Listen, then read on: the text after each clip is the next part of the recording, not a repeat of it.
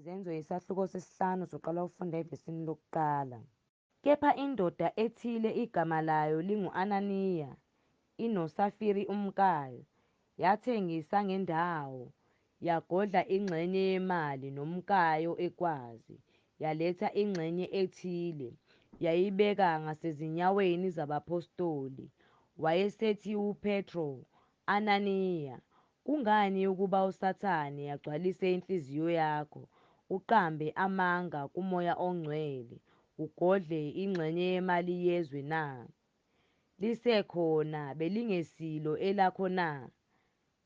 Selithengisiwe belingekho emandleni akho na? Uyibekeleni leyonto enhliziyweni yakho na? Awuqambanga amanga kubantu kepha kuNkulunkulu.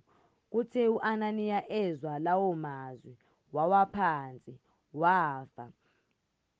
Ukwesaba okukhulu kwehlela bonke abezwa lokho. Izinsizwa zasuka, zamsongezela, zamkhiphela phandle, zambela. Kwathi emva kwesikhathi esingaba ngamahora amathathu, kwangena nomkakhe. Engakwazi okwenzakeleyo, uPetru wayesethatha ethi, ngitshele ukuba izwe nilithengise ngokungaka na? Wathi, yebo, ngokungaka. Kepha uPetru wathi kuye, kungani ukuba nivumele ngokulinga uMoya weNkosi na? Bheka, izinyawo zabambela indoda yakho zisemnyango, nawe baza kukukhiphela phandle. Wayesewa phansi masinyane ngasezinyaweni zakhe, wafa. Izinsizwa zangena, zamfumana efile, zamkhiphela phandle, zambela ngasendodeni yakhe. Ukwesaba okukhulu kwalehlela ibandla lonke nabo bonke abezwa lokho. Kwenziwa izimangaliso nezibonakaliso eziningi ebantwini ngezandla zabapostoli. Bonke babenhliziyonye besemphemeni kaSolomoni. Kepha kwabanye akwabakho owayenesibindi sokuzihlanganisa nabo, kepha abantu babebazisa kakhulu, benezelwa kakhulu abakholwa yiNkosi, abaningi nabesilisa nabesifazane. Ngangokuba bakhiphela phandle emigwaqeni abagulayo, bababeka emacansini nasezihlakeni, kuze kuthi lapho eza uPetro isithunzi nje sakhe sisithibeze abanye kubo. Kwabuthana nezixuku esivela emzini ezungeze iJerusalema, baletha abagulayo nabakhathazwa ngawomoya abangcolileyo, baphulukiswa bonke. Kwase kusuka umpristi omkhulu nabo bonke ababenaye abangabahlelo labaSadusi, bagcwala umhawu, babamba abapostoli babafaka etolongweni lombuso. Kepha ingelosi yeNkosi yavula iminyango yetolongo ebusuku, yabakhipha, yathi, hambani nime nikhulume ethempelini kubantu amazwi onke alokhu kuphila. Kwase sebezwile, bangena ethempelini ekuthatheni kokusa, bafundisa.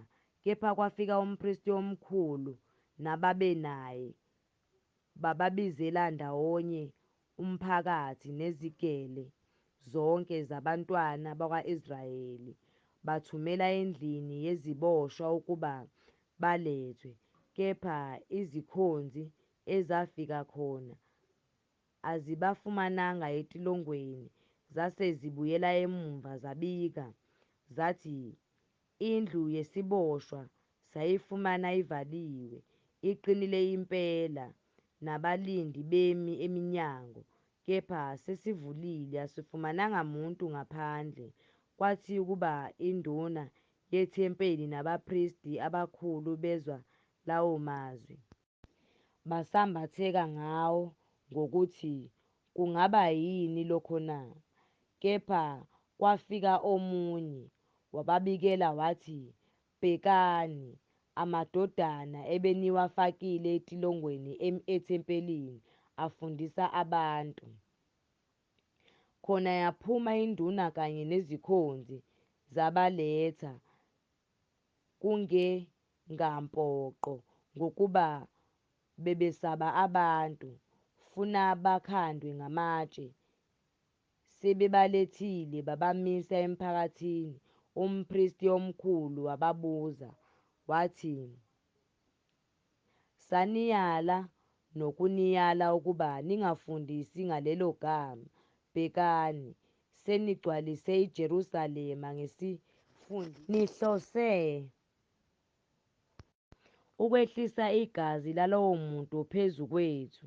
Kepha uPetru nabapostoli baphendula bathi, "Simelwe ukulalela uNkulunkulu kunabantu. UNkulunkulu wabobaba wamvusa uJesu enambulala nina ngokumphanyeka emthini.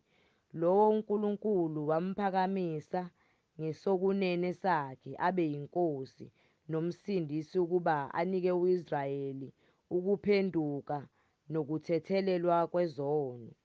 Thina singofakazi balezo zinto kanye noMoya oNgcwele uNkulunkulu amnikile labo abamlalelayo."